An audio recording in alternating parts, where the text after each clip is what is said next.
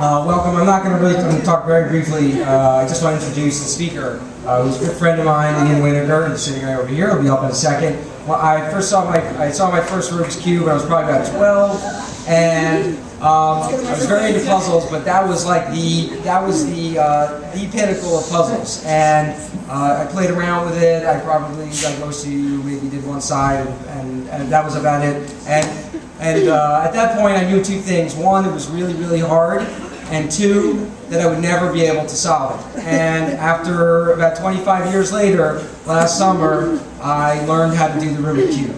And this is my teacher. So I'm really excited to present it, and I think it's going to be really entertaining, educational, and fun, and have a great vacation. Please welcome Ian Winiger.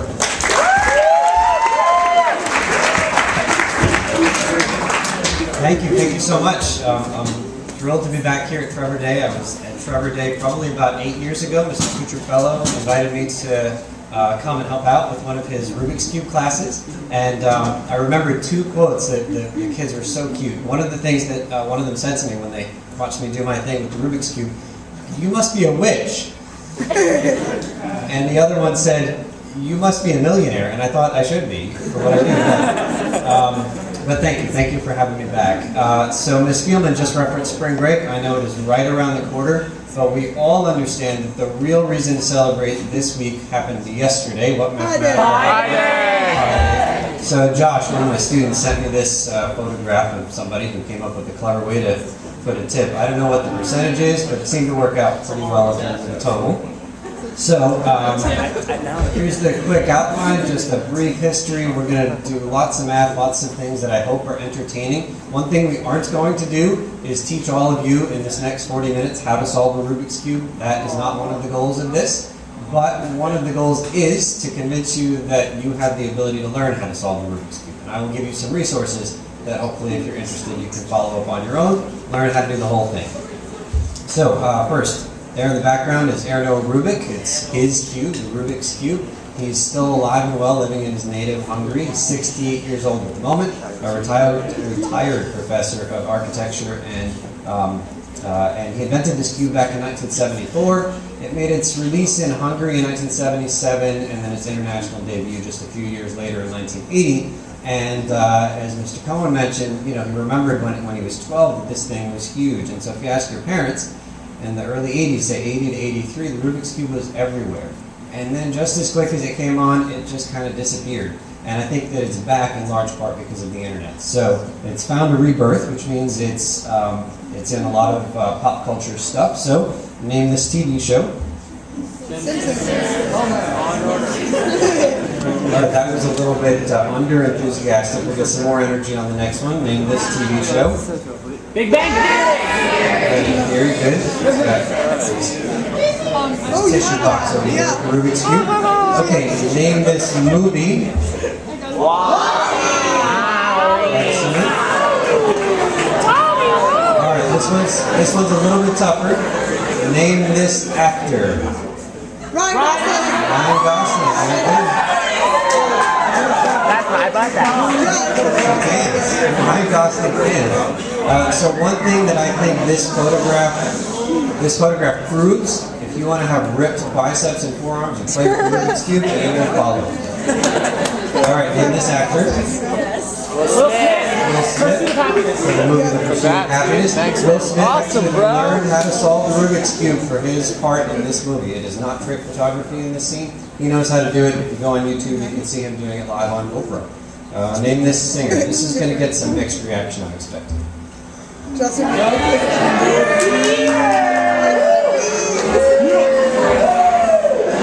He had a bad week last week, didn't he? Justin Bieber also knows how to solve the Rubik's Cube, start to finish. You can go on YouTube, you'll see him doing it on a Spanish pop show. All right. That was exciting. Okay, now we're going to do some math stuff. So first, an algorithm is just a fancy word for a step-by-step process that's going to accomplish some goal.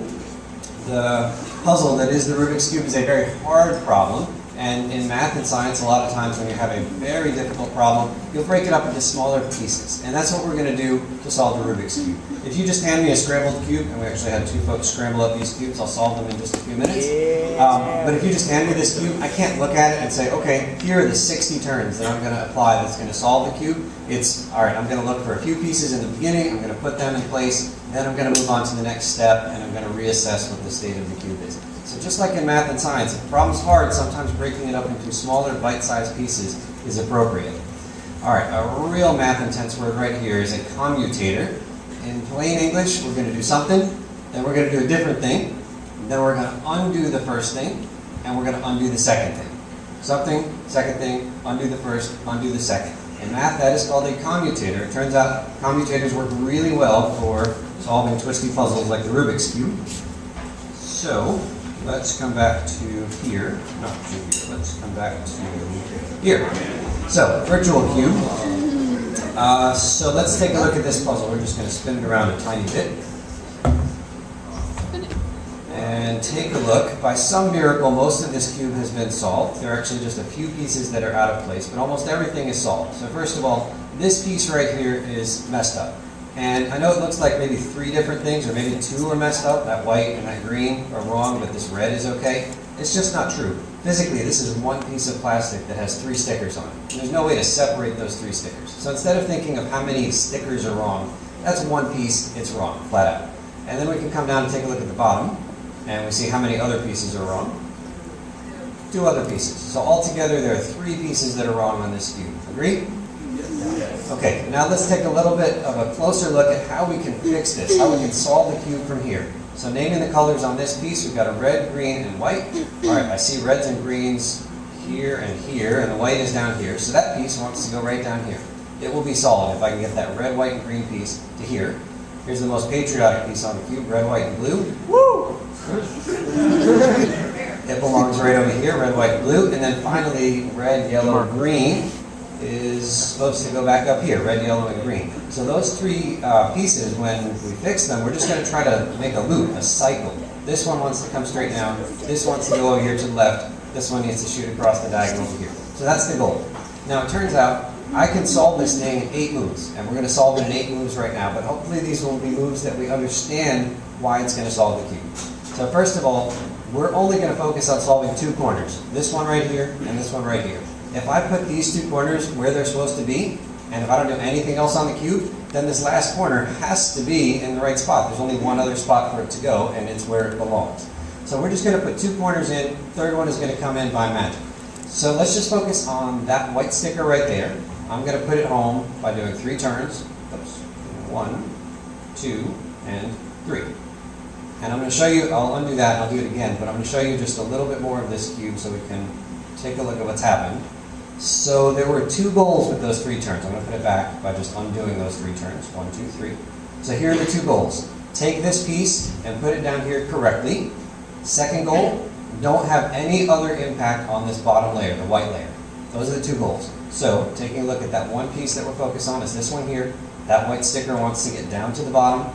1 turn puts the piece back here. 2nd turn puts the white sticker next to the other white stickers. Third turn puts it back. And I've accomplished 2 things. I put that piece in, and the bottom layer is completely unaffected. Yes? Okay, that's the good news. The bad news is the rest of the cube is not looking so great, right? It's kind of a mess over here. It's much worse than it was when we started. So remember the idea of the commutator. Do one thing. That's what we just did right there. Those 3 turns, I'm calling one thing. Now we're going to do a second thing. Here it is. That's the second thing. Now I'm going to undo the first thing. Now what happened to the bottom 2 layers when I did this second thing? Sorry, what happened to the top 2 layers when I did this second thing down here? Absolutely nothing. So they're messed up in exactly the same way they were before. So when I undo those first 3 moves, what's going to happen to those top 2 layers? They're going to get solved. They have to, right? They're in exactly the same messed up state they were before. So the top 2 layers are going to get solved. And additionally, if we take a look at this piece over here, this red, white, and blue, the patriotic one, it belongs right here, and it's about to go there by undoing those 3 turns. 1, 2, 3. How come it's not solved yet? We didn't undo the second thing. So I understand.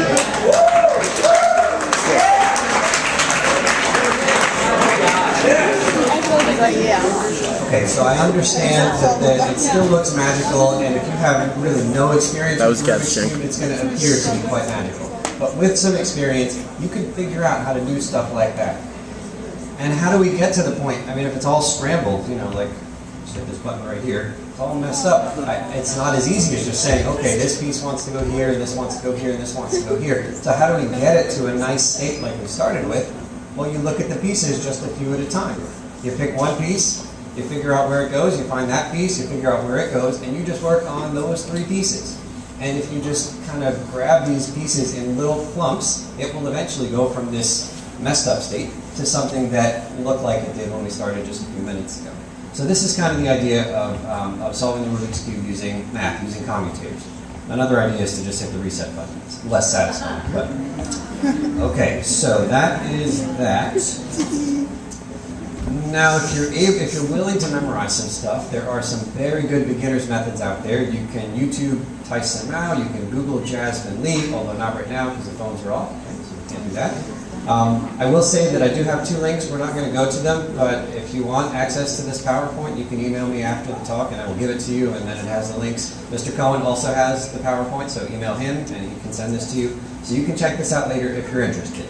So you can solve it with very little memorization, or if you want to get really fast, it turns out you kind of have to memorize a lot of stuff. And so the method that I use, which is actually the same method that most speedcubers use, it's called the Friedrich method. It's named after its inventor, Jessica Friedrich, who is a professor of engineering up at SUNY Binghamton. And so here's the little acronym CFOP, cross, first 2 layers, orient, and permute. They don't mean anything to you guys, but they mean some stuff to me. So let's come back to here, and I will show you some of the things I have memorized. So here's a page. I'll zoom in so you can see a little bit better what's going on. But I've memorized everything on that page, and on that page. And I lead a pretty sheltered life, I guess. So I memorized everything here too. So the next thing we're going to do, let's zoom in just a little bit so I can tell you what's going on. Again, you're not going to get the details here, but just to show you something. For example, take a look at this picture right here.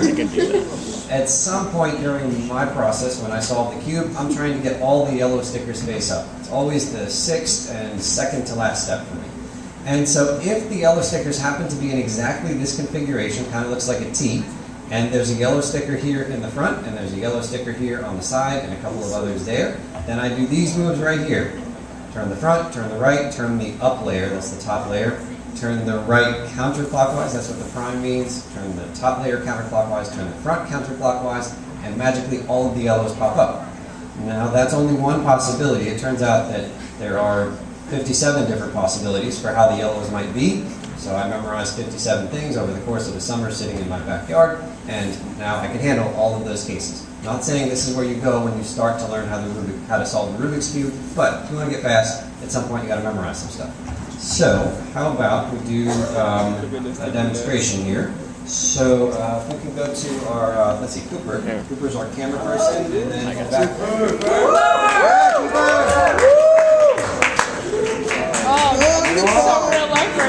Oh yeah. What's Emma now? Okay, so I don't have the mic. I'll try to talk loud. So I'm going to do one slow, where I explain a little bit what I'm doing, and then I'll do the other one as fast as I can. Okay there? All right, so the first thing that I do is I find the white center. You can pick any color you want. I always happen to pick that one to start. It's the brightest one. You doing okay, Cooper? You're moving out of the way. All right, so I find the white center. I'm going to try to make a plus sign with those white pieces. We're going to build them one at a time. The point of this is not for you to get all the details. You're definitely not going to get all the details, but with some practice, there's no magic there. It's just practice and build a plus sign. So I've done that. Next thing that I do, again, this isn't the beginner method, but I look for 2 pieces that go well together. For example, these 2 pieces right here. See the orange and the greens? Right? These 2 guys are looking good, but they don't belong here. So I'm going to pop them out. So they're up here. I got to fix my cross.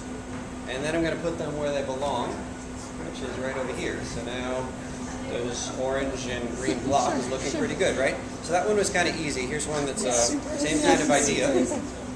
Well, easy with practice, I guess. Same kind of idea. Red and green, we pop them out and we put them home. So that's now starting to build the bottom layer and the middle layer. Okay, this one is not as nice. We'll just do it, and then the last one there. So, okay. do those things. We do the bottom 2 layers. to be fixed. Okay. If you remember, there were 57 different possibilities for how the yellow stickers can be at this stage. Here's one of them, where I just have a single yellow dot right there. Actually, it turns out there's two that kind of look like this, but anyway, this is one of them, and so we do those moves, and Okay. right? You're not supposed to understand that. I don't understand all the moves that I do, No, it's but close. I do those moves in that case, and the yellows pop up. You can see it's not quite solved. We've got a few more pieces left to put. There are 21 different possibilities at this stage. This is one of them, and when I do exactly those moves, it finishes.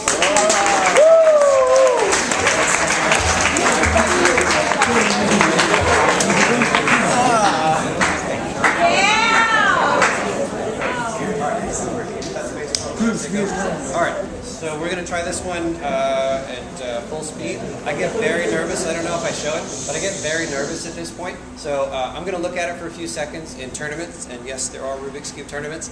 You get up to 15 seconds to just plan your first few moves, and then the clock starts. So I'm going to look at it. You guys are going to chat with each other. That makes me less nervous. Cooper's going to keep the time, and then we'll see how we do, okay? All right, go ahead and talk amongst yourselves.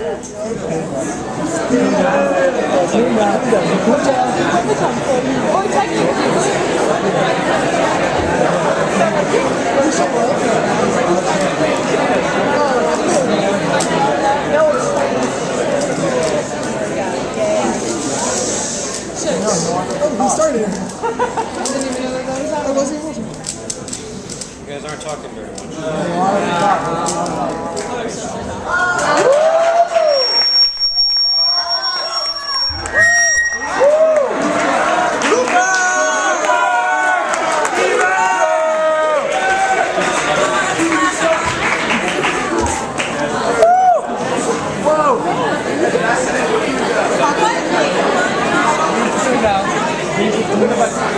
Oh, what a loser. Wow. 20.22. Got some applause. I appreciate that. The original world record for the Rubik's Cube, the official first record, was 22.95, set back in 1983. So if I had done this, you know, like 30 years ago, then this would have been the world record. Like 5 seconds. But it's not anywhere near it right now. So let's take a look at some records. So we start here. This is Felix Zemdegs. He's from Australia. He's currently 17, but he set this one when he was 15. No. How did you do that? No. How could he even see it? Whatever. You couldn't even see the other side. I didn't even visualize it. Okay, so that was the world record for 20 months, which is a long time. That was the world record for over a year and a half ago. Less than 2 weeks ago, this record was broken. So here is the new world record. Max Val. Yeah. Oh, so cute. I can't see. He's from the Netherlands. And that beats the 5.66. I'm going to show you the same one. Zoomed in. This is the same solve, but just zoomed in and brightened up a little bit so we can see better. But it's still real time. Oh my. This record was set on March 3rd in Belgium. Right. So that is that. Now there are other sized Rubik's Cube puzzles. This one right here is a 2x2x2 puzzle. The standard Rubik's Cube is 3x3x3, so this is easier and you'd imagine faster. This is Christian Casera from Italy. Normally I'd tell you a little bit about the puzzle during the solve, but there's no time. Hey, Facundo!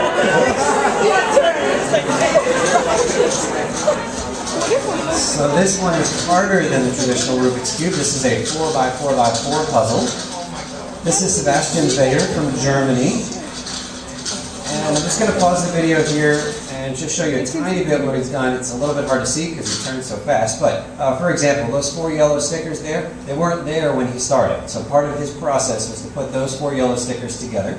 He's working on another part of the process that will essentially turn the 4x4 into something that's equivalent to the 3x3x3 cube. So at this point, he is now solving it as if it's a 3x3x3, but he did a lot of work to get those yellow centers, the green centers, the red centers, And additionally, he did work up here. See the reds and the yellows. Those two pieces weren't together when he started, but they are now. So we'll let him finish. But from here on out, it's basically equivalent to a 3x3x3 puzzle.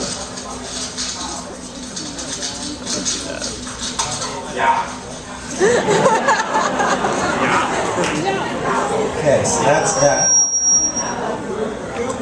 And then this one. This one's bigger. Oh my god, this is fun. This is the 5x5x5 Can you do puzzle. these ones? I can do these. It takes me a lot longer to do these. I'm not good at these ones. When I saw the 5x5x5, it takes maybe 6 minutes. So I'm pretty slow. This is Felix, the teenager from Australia that we saw before.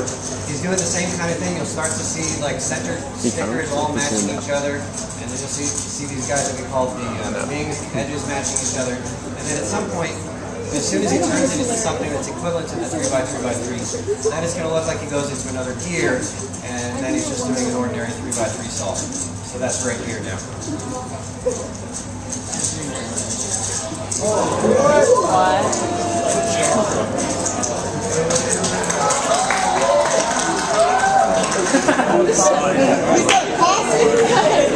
It's got some minis. Okay, so let's come back. We're going to do some more math, and then we'll check out some more videos after. Wanna do some photo? Thank you. Okay, you guys. Okay, thank you. All right, so the next thing we're going to do is we're going to count how many different states there are of the cube. This one right here is one of many possible states. This one is a different state. I turn the orange face. This one right here is different from this one, right? So the blue face is off by 1. And if I turn another side, then this is different from all the ones that we've seen. There are a lot of different possible ways to mix up the Rubik's Cube. So the question is it hundreds, is it thousands, millions, billions? How many different ways are there to mix up the Rubik's Cube? So it turns out math is going to help us count, but it is a very challenging counting question. Let's give it a shot. So come over to here and this one. Okay, so we've got our virtual cube we're going to take a look at. I like this one quite a bit because you can hide stuff. So let's hide all of those and all of those. And I will show you that if you take your Rubik's Cube apart, this is what you will find. You'll take a bunch of pieces out of it, but then ultimately you get down to this thing that we call the core. And it has just the 6 colors, 1 sticker on each face, and that's it. You can't take it apart anymore once you've gotten down to here. So let's come back and start naming. We'll get some of the anatomy of the cube up here. So we'll bring those back. We'll bring those back. This piece right here has 3 stickers on it. We're going to call it a corner. This is an entirely different kind of piece. How many stickers are on this one? 2. There's 2. We're going to call that an edge. And then the third kind of piece is this one right here. It has how many stickers? Just the one. That's a center. So let's focus on the corners for right now. So we're going to hide lots of stuff there. Okay, so how many corners are there on the Rubik's Cube? Everybody see 8 corners? Yes? 4 up there and then 4 down here. Okay, suppose that you were able to just take these 8 corners out and then put them back randomly in any spot that you wanted to. How many available slots are there for the first corner that you put back before you do anything? You have 8 slots, right? For the very first one that you put in, you can put it in any of 8 possible spots. But once you put that into one spot, how many places are available for the next corner? 7. Now it's only 7. And then the next one after that, it's only 6. And what we end up doing is multiplying all these numbers together to figure out how many different places there are to put all these corner pieces. 8 times 7 times 6, all the way down until you get to the 1. Have you guys seen a shorthand math notation for that? 8 factorial, great. So 8 times 7 all the way down to 1. Now that takes care of where the corners can live. But suppose that the corners are somewhere. I'm just going to scramble it here. So the corners are all mixed up. Right? Don't know where anything is. But let's just focus on this piece right here. So currently the blue sticker is face up, but that's not the only sticker that could be face up with this corner. It could be the red sticker face up, right? Keep this corner right here, but just rotate it in place. Or it could be the yellow sticker face up. So how many different possible ways can this one be here, but rotate it around? 3 different ways. So you can put this one, you put this corner here, but then you still have 3 choices. Which color do you want to be face up? And the same thing is true for this corner. You have 3 choices. And for every corner you have 3 choices. So we'll take all the 8, 7, 6 times down to 1, and we're going to multiply that by a bunch of 3s. 3 times 3 times 3 times 3 for every single corner. So 3 times 3 times 3 for every corner. Shorthand, how do we write that? 3 to the eighth power, right? Because we got 8 different corners. So let's come back and take a look at all the numbers we calculated. We've seen 8 times 7 all the way down to 1. That's where you can put them. Once you've decided where to put them, you still have lots of choice with how you position them in those spots. And shorthand is right down here. 8 factorial times 3 to the 8. Same kind of thing happens with the edges, but there are more of them. Turns out there's actually 12 edges on the cube, so we're going to get a 12 factorial. But how many stickers does every edge have?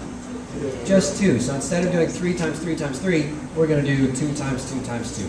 2 to the 12. So we take all the corner numbers, which were these 2 right here, and multiply them by all the edge numbers, and we get some monstrous number. Now I'm going to wave my hands a little bit here. I'm not going to go into the details, but there are a lot of good math reasons why actually some of these possible scrambles are not possible. There are some laws of the Rubik's Cube which I haven't discussed, but it turns out that if you take this massive number and you divide by 5, you're going to get the right number of possible scrambles of the cube, the number of legitimate scrambles of the cube. So that's what it says down here. You take the big number, divide by 12. On the next page, we will see in all her glory the number of Rubik's Cube scrambles. All right, let's name. This is the hundreds.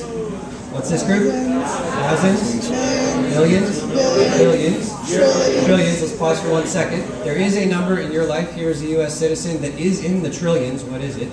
It's our debt. Our debt is somewhere in the like 17 trillion. And you should, I heard some anger. There should be anger there. But the number of Rubik's Cube scrambles dwarfs the $17 trillion debt that we have. What's the name of this block of numbers? Quadrillion. And then finally, quintillion. Quintillion. So, 43 quintillion and change. That's how many different scrambles there are of Rubik's Cube. Now that number is so massive, it's hard to even visualize. We're going to come up with a way to visualize it, but let's pause. Come back to this. And we're going to look at some Rubik's Cube art. So if you have a bunch of cubes, you can maybe scramble them in certain ways, put them all together and create these mosaics, and we're going to show you some of the best of those. So, name this scientist. Albert Einstein, in a way that you've never seen him before. That is a collection of 900 different Rubik's Cubes arranged in just the right way, and it's a pretty good resemblance to Albert Einstein. I don't know why I get a kick out of the green stickers in his mustache, but I like that for some reason. Okay, next one. Name this visionary. Wait, what? Are you kidding? Skylar, good one. Martin Luther King. Okay, next one. Name this movie star, not a current movie star, a past movie star. Marilyn Monroe. My favorite part of this is the blue cross mold that they give her right there. I like that. Okay, next one. I'm going to show you an album cover, a CD cover, and you're going to tell me what the, that's... It makes it harder when I tell you not even the right genre, right? Alright, so that's from The Shining. Next one is an album cover. You're going to name the group. The Beatles. Extra credit for the name of the album? Very good. Okay, how do we do on art? Name this painting. American Gothic. American Gothic. Well done. Anybody know who this is by? Who painted American Gothic? Magic Johnson. Anybody know? What? Who painted American Gothic? I don't think that's right. Grant Wood is good. Very good. All right. Next one. Name this painting. By? Excellent. The year. Name this superhero.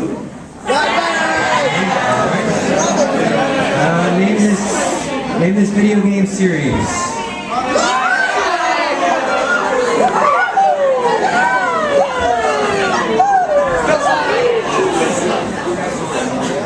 Okay, name this video game. Angry Birds. I think they look pretty good. Okay, next one I'm going to show you is part of the world record. The biggest Rubik's Cube mosaic, this is part of it. So I want you to remember for just a moment, there's a big yellow structure, giant orange sun to the right, and a guy who's dwarfed by all of these Rubik's Cubes. Now we're going to come back, and I'm going to show you the whole thing. Give us some perspective here. All right, so there's the thing we just saw. And I'm going to scroll down, and I'm going to scroll over, and I'm going to show you the yellow house that you remember and the orange sun. And this mosaic starts here, and it goes all the way all the way here. This is a person for perspective. That's a bus.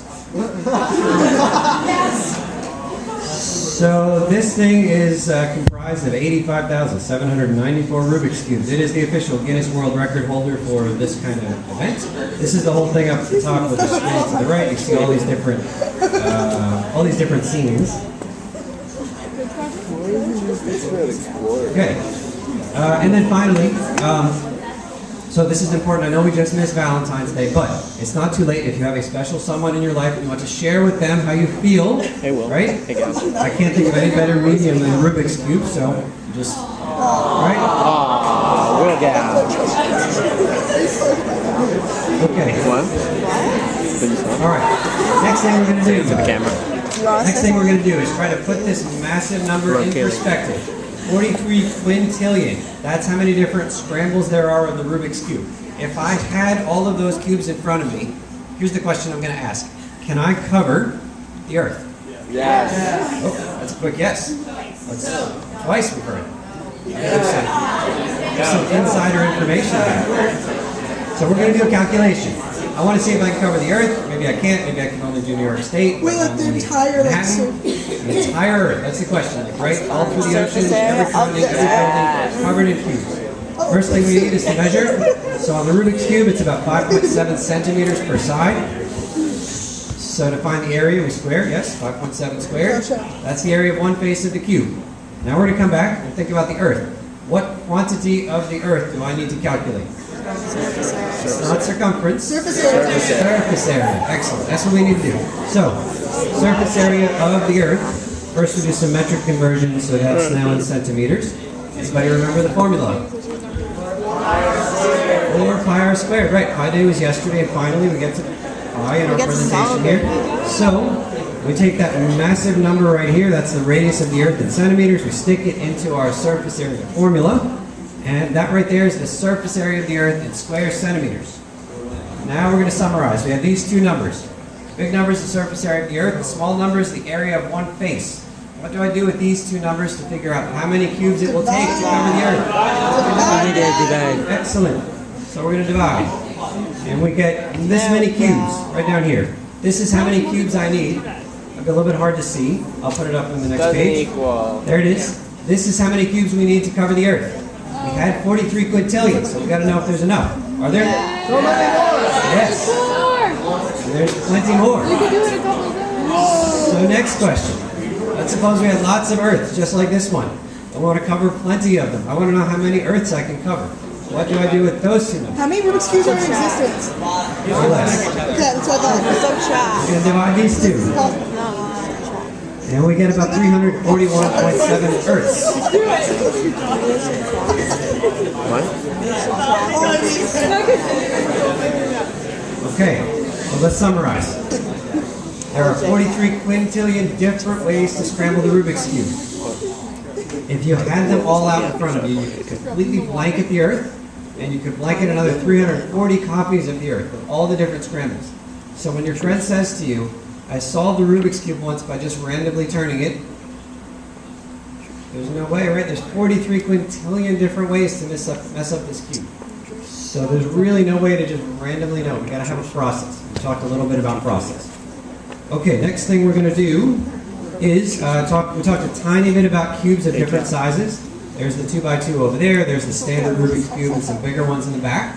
You can buy, you can buy online cubes up to 8x8 in size. If you special order, you can get 11x11, maybe even bigger.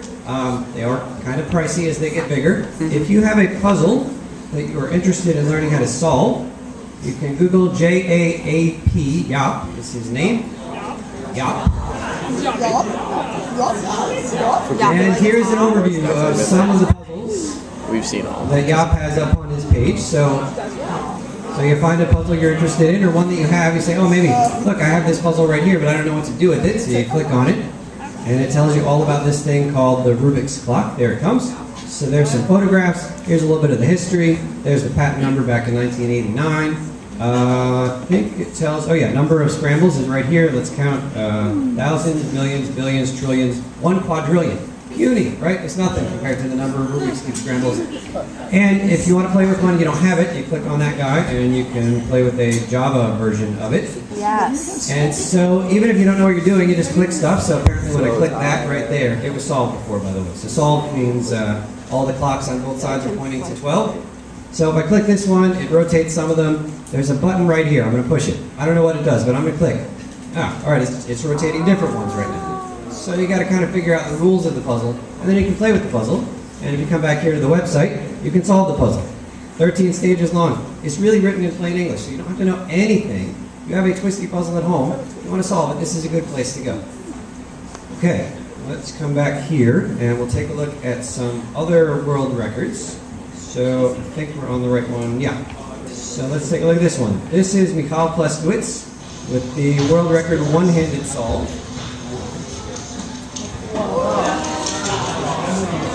Ooh, lefty. Lefty's the mirror.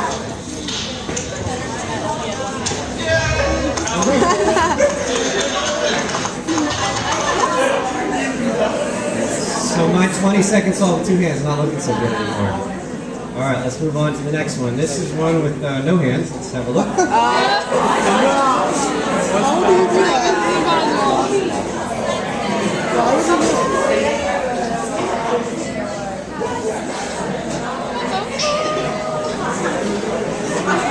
I was practicing for that.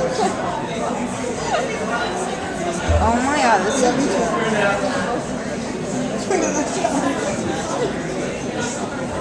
So this is Fakri Rehan from Indonesia.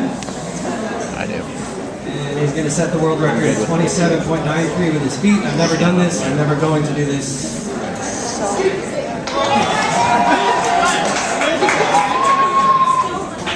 Okay. There are puzzles with different shapes. This one right here is a pyramid-shaped puzzle. The world record holder is Yohei Oka from China. And done. Oh, okay. I was This puzzle right here. Kundo. This one is bigger and takes longer. It is much harder. That puzzle has 12 faces. Does anybody know the math word for the polyhedron? Dodecahedron. Well done. So this is actually not the world record. The world record is a few seconds faster, and there is a video of the world record, but it's very far away. It's hard to see what's going on. So I picked this one just because the video is nicer. So the world record holder, to give him credit, is where did he go? Simon Westland of Sweden. It's at 42.28. This was a 45.84 time set by Bodor Balint. And it's the same kind of thing as solving the 3x3. You just have to learn some moves. I got the yellow space up. You got whatever brownish tint there is space up here. And that was solved in 45 seconds. Let's take a look at, we'll skip that one, we're going to go here. So if solving the cube with your eyes open is too easy, you can try it with your eyes closed. So this is Marcel Endre. He is currently memorizing a cube he has never seen. You have as long to do this as you want. It takes me 2 minutes. It took him 9 seconds. The clock is running the whole time, so you want to go as fast as you can. He's solving the cube completely from his mind. If he makes a mistake, he'll have no way of knowing. He'll put it down. It will be scrambled. It takes me about 2 minutes to solve this way. It's not a 20-second thing. It's a different way that you solve it. And this is the world record. Marcel took not very long at all. 26:36. Marcel is also the world record holder for the blindfolded 4x4x4 and blindfolded 5x5x5. This will be the last one I show you.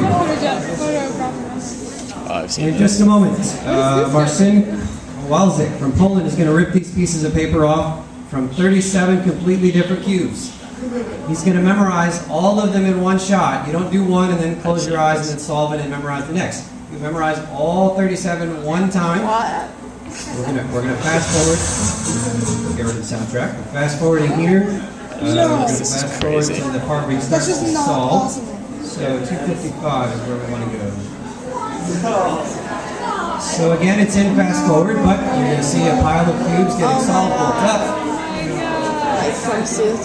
That like hurts my brain just like watching this shit. Well, you don't have And also to. You don't have to be perfect to win this event. There's a scoring. There's a point system. You get a point for everyone you get right. You lose a point for everyone you miss. Now it turned out that he missed 5 of them, so he got 32 out of 37. It is the world record. It wasn't perfect, but he is the best in the world at this. He broke his own world record this past weekend, actually. The world record was out of 29 cubes before. He just broke it this past weekend. So that is blindfold cubing. All right. So I think that we had said you can email me if you want a PowerPoint, and we'll take questions. Do you have any questions? Yes.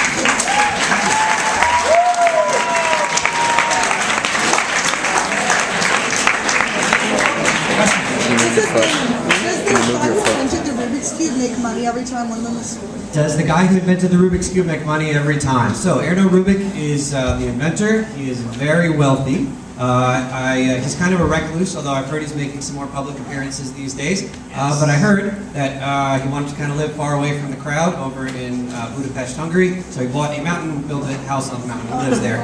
He's doing quite well. All right. So yeah, he makes money one day. All the way back. My fastest time. My fastest time in a competition is something like 12.9. My fastest average is 16.2 seconds. Other questions? Yes. I keep my eyes, but I put a blindfold on. Awkward. Yes, I can solve the Rubik's Cube blindfolded. It takes me about 4 minutes to do it compared to the 30 seconds that the masters do it in. It's crazy how they do it. I'm working on, I'm not going to get to the 37 cubes, but I'm working on doing more than one. And actually just about 6 weeks ago was the first time I ever did two different cubes. I memorized them both, put the blindfold on once, and then was able to solve them both from memory. So I've done 2, not in competition, just at home, but we're getting there. That's so crazy. Yes. I have seen one in each hand, but really, I haven't really seen it done well. It's so difficult because you got 2 different things happening, one in each hand. Your mind is trying to think about the one while doing the other. It has been done. You know, the most impressive video maybe that I've seen recently is somebody. His name is Ravi Fernando. He can juggle 3 balls. And what he did is replace one of those balls with a cube, a scrambled cube. So 2 balls and 1 scrambled cube. And so he'll juggle, and every time the cube lands in one of his hands, he'll make 1 turn, and then toss it back over, 1 turn, and toss it back over. And he can solve the Rubik's Cube 1 turn at a time in the middle of juggling 2 balls. Did that with 3 Rubik's Cubes. It's all like That's crazy, crazy, crazy. Questions? Was it you? yeah, it was. The largest cube I have solved is a 5 by 5 by 5. The largest cube that happens in competition is 7 by 7 by 7. And Felix, that Australian teenager, is world class at all of these different cubes. He's either got the world record in all of them, or he's like number 2 or 3. He's way up there. Yes, here in the front. What's the most complicated shape you've solved? The most complicated shape I've solved, I guess, would be that dodecahedron, the 12-faced one. And really, it's just a lot of 3 by 3 by 3s. You just keep doing the same thing over and over again. Some people really like it, get into it, and for me, it was just too repetitive. I wasn't really super interested. Over there on the side, yes. What was the name? Yeah.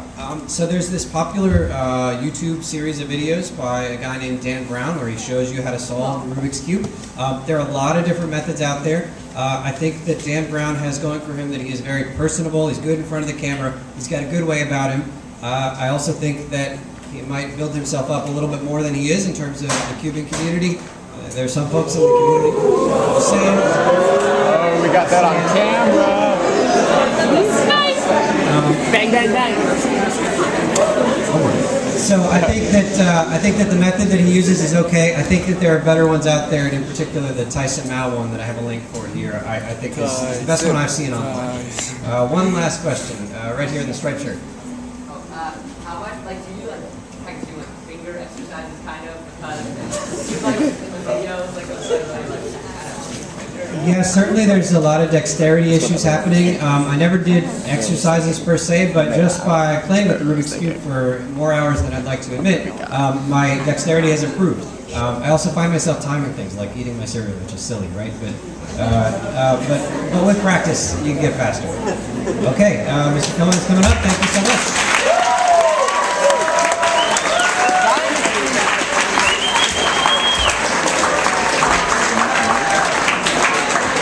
Okay, we're almost done.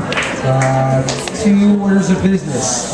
One, and I don't know how well this is going to go. This could be a disaster, but under your seat, there is potentially a white sticker underneath.